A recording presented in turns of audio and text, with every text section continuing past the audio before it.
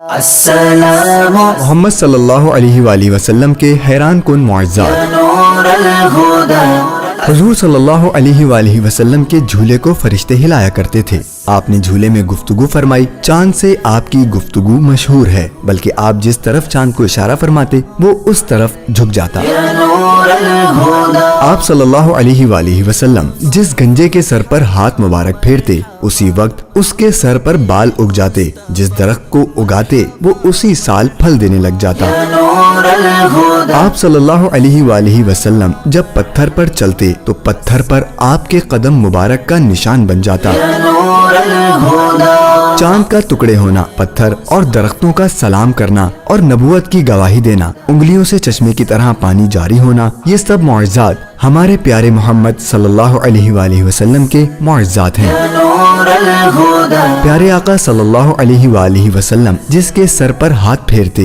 آپ کے ہاتھ کی جگہ پر بال سیاہ رہتے، سفید نہ ہوتے۔ نور الہدی، ہمارے نبی صلی اللہ علیہ وآلہ وسلم نے اپنے پروردگار کو اپنی سر کی آنکھوں سے دیکھا اور اس کے ساتھ کلام کیا۔ نور الہدی، بیت المقدس میں نماز میں انبیاء کرام علیہم السلام اور فرشتوں کے امام بنے۔ السلام علیک یا نور الہدی۔